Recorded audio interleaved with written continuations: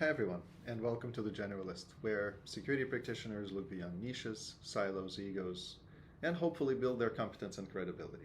My name is Ilya Umanskiy. So, this is an unusual episode because Thanksgiving is upon us, and I would be remiss to not mention a person who basically helped lay the foundation of Sphere State, of the Skill Domains platform, of all the concepts and principles that I needed to go and learn and study, dive into, debate, and try to practice as much as possible as part of my professional application in order to understand what security could be, what asset protection could be as a profession. This person's name is Paul DeMatteis. I am probably indebted to him for pretty much just having this career, not just having incentivized me to think about Sphere State and to develop the skill domains learning platform. And let me share with you a story of how my accident or accidental arrival in the security industry, because of Paul's trust, because of him taking a chance on me, helped, I guess, build up my curiosity, let's put it that way. Understand that when working on projects, that should not restrict my professional knowledge or professional objectives, my learning objectives, that each individual project, while very useful, was only a project with its own intellectual boundaries, with its boundaries in terms of industry knowledge. And so Paul always pushed myself and my colleagues to be infinitely curious. And that's how I've thought about the Skill Domains platform, is to go beyond the boundaries of individual professional or practical niches, if you will. So, and my story very much intertwines with how Skill Domains exists and how I incentivize those students I work with and those students who use the platform to think about our industry and hopefully improve it going forward. So as I said, Paul plucked me out of John Jay. How did that happen? It happened probably largely by accident, and maybe because at that time I allowed myself to understand that I was not very good at writing resumes. Not only because I was just kind of trying to figure out what I was going to do with my master's degree, what my career looks like. And I had very little advice. John Jay, as much as they had a professional office, they really didn't help you develop a better understanding of what the industry has to offer, what different career paths one might choose, even though I was looking at becoming a lawyer at some point. So I wasn't confident about my ability of writing a resume. And I resorted to speaking with a resume consultant, a person who helps others create their resumes. And that's how I think, that's the factor that I think helped me, I guess, arrive and build whatever I was able to accomplish at John Jay and in my, I guess, professional development to that point, to put that into a cohesive statement and put it into a cohesive resume. So that was probably, again, possibly accidental, but I just kind of thought that, listen, if I don't know it, why should I spin my wheels trying to like learn it immediately then and create multiple versions of a poor resume, mediocre resume, rather than just speaking with someone and asking for their advice and helping guide me and understanding how a good resume could be created, what it would look like.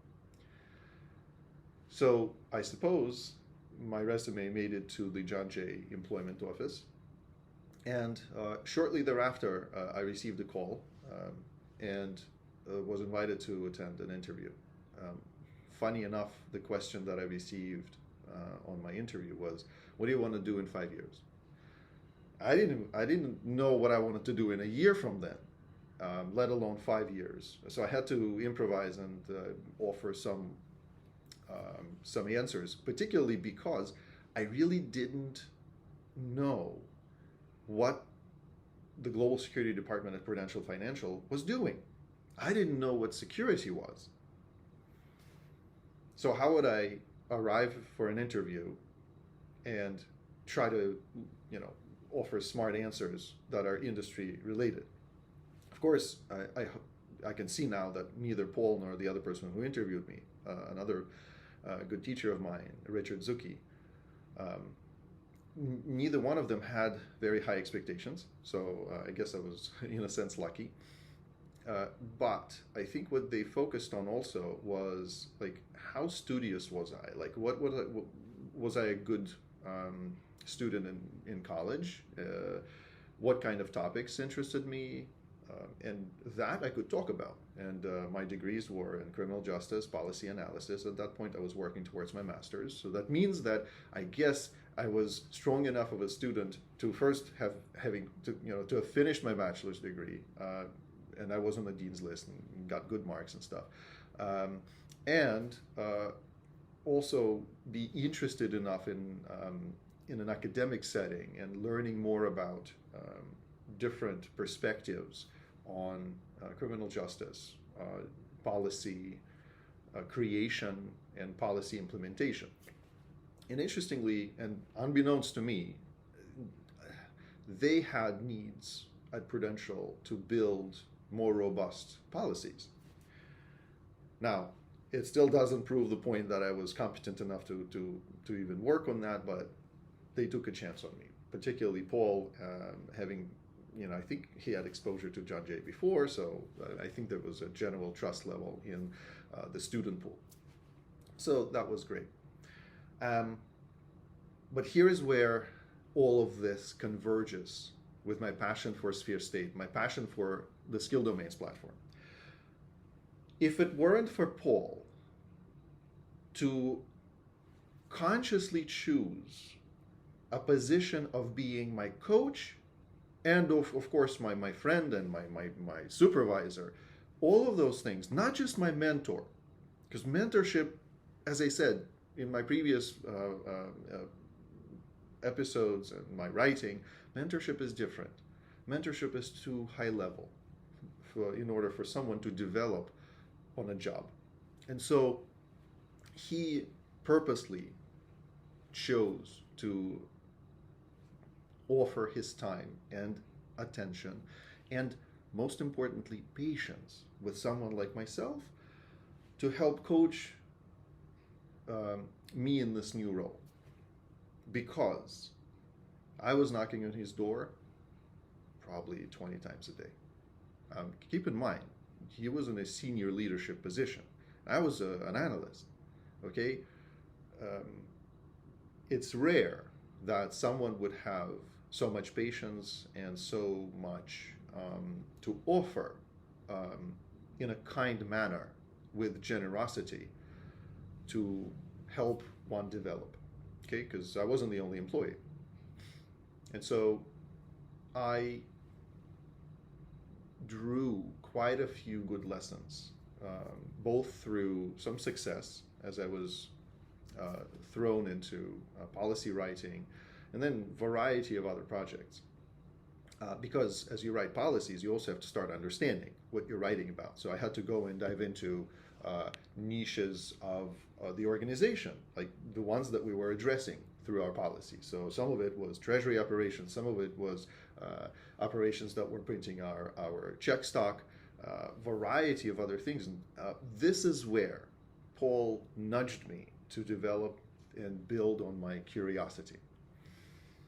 I suppose I had some of it built at John Jay, right? Because I was a foreigner, a lot of these Western concepts were relatively new to me. And so it was all very interesting. And so I feel like I was able to apply that interest on the job. So that was, I guess, a positive, right? But I made a lot of mistakes in the early days. Having to come with policy analysis background and criminal justice background, and having had a lot of exposure to forensic psychology, to how government operates, obviously Western governments and particularly US government. Still, I didn't understand how corporations worked. And so Paul also guided me to learning more about our own organization, because he said, why are you writing this policy if nobody will read it, or if nobody will implement it, or people will continue to be resistant to things we're hoping to change and improve? So it took a while to also observe Paul in action, speaking with senior leaders of other functions, also having Paul review my writing and give me criticism and tell me, well, this is not sufficient, or you need to choose slightly different language, or you need to go and do more research about what functions do in our organization and how to best support them. So it was all a process of almost like a tugging and pulling. I was offering the fruits of my labor. The fruits of my labor were reviewed, and Paul was giving me guidance. All the while, he also opened a lot of doors for me in terms of having practical knowledge, building my practical knowledge, and going out and supporting the team on different projects. Some of them obviously in an analyst position from the get-go, but as years, as I guess progressed over the years, I was able to take up a slightly more lead role, if you will, on some projects, and eventually got myself to the point where I was comfortable running those projects by myself, now having to work with my colleagues and also work with other people from other functions in our organization, and also beyond our organization, because keep in mind, I started at Pru in 2000. 9/11 happened the following year. So that was in and of itself a huge nudge for us to up our game as a department, as a global security function. But all of this goes back to the generosity of effort, of time, of patience that Paul demonstrated through the years that we had worked together. And beyond that, because Paul and I continue to discuss industry issues, we continue to collaborate, and he's been just a big proponent of just this continuous curiosity, continuous learning, of not stopping and not believing that you've reached the pinnacle, because I don't think there is one. There is no pinnacle. And he also informed the domains that I developed for the Skill Domains platform, because while he was coaching me and taking me through practical applications of the 4 focused domains, so operations, technology, physical protection, and incident management, and all of those things I had to physically practice and apply in real life in the context of Prudential, and then later on at Kroll. But then I also was building my questions, my curiosity about like why don't people follow direction?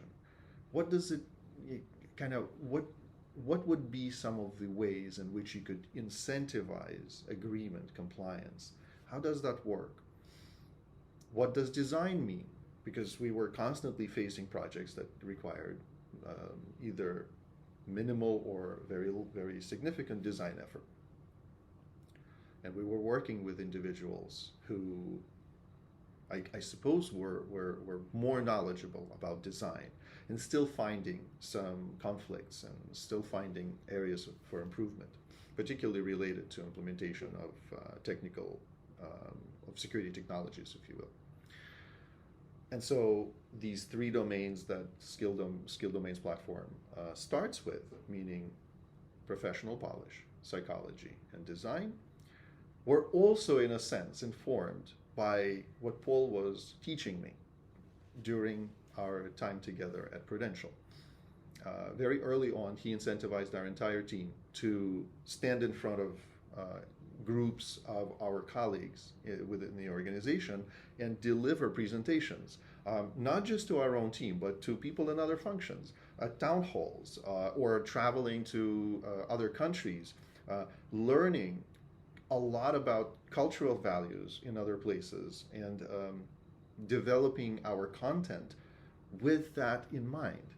Just to give you an example, I was in Brazil delivering a seminar on general security awareness, and particularly in terms of street crime. Now, it's no secret to anyone, if you just literally Google Brazil plus crime, you will understand that street crime is a very important feature in most cities in Brazil, particularly Sao Paulo and Rio de Janeiro. So Ilya Umanskiy arrives in, where was I? I think it was Sao Paulo. I could be wrong. I think it was Sao Paulo. And I'm supposed to deliver that seminar. But I'm also quite young. I, until then, had not faced conditions in the country. I had not been subject to like direct knowledge of street crime in Brazil, only having done research and having prepared myself through whatever was publicly available, and having spoken with my colleagues and with people who were far more knowledgeable than I was. But here I am delivering a seminar to a group of people and asking them a question: who in the audience has been a subject of or knows someone who's been a subject of a street crime? And when all of the hands were raised, I went into comatose state, because then I realized that I had very little personal and professional experience to offer in terms of advice. All I had was how I did research about general concepts of crime avoidance, some of my academic knowledge, and also some of what I was coached to deliver as far as kind of the position of the Global Security Department. What are some of the ways in which we are all advising different communities to think about prevention and avoidance of crime, or managing a criminal incident. And I can tell you that from that experience, I also drew a very significant lesson. And a lot of people have asked me this. You know, I talk a lot about polymathy. I talk a lot about these 7 domains of competence, and I harp on the fact that it's, you know, at the minimum, you have to be dangerous enough to operate comfortably within those 7 domains, right?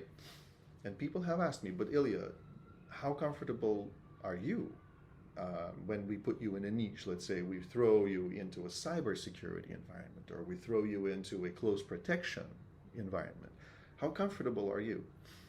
And so that was a very interesting nudge for me in Rio, because I realized that until you have built your own experience in the field, having observed or operated within those environments, it would be very challenging for you to, first of all, like I said, be dangerous enough to have an intelligent conversation about these topics and subjects.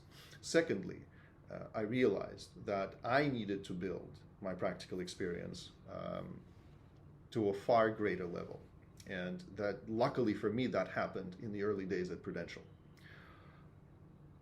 And so I started appreciating both my role as an analyst, but also gravitating towards field work, field applications, and a lot of stuff that had very practical, meaningful requirements. So you had to be in the thick of it.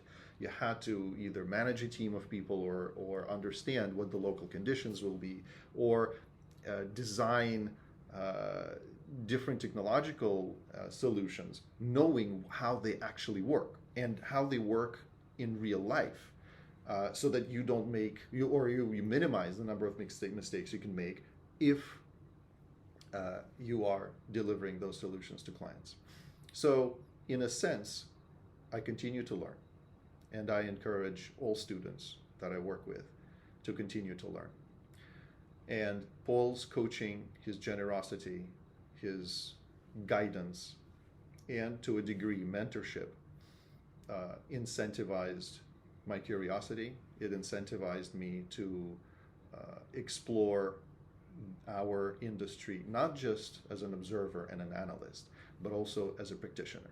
And having conducted multiple assignments, multiple projects, that put me, as I said before, in the thick of it.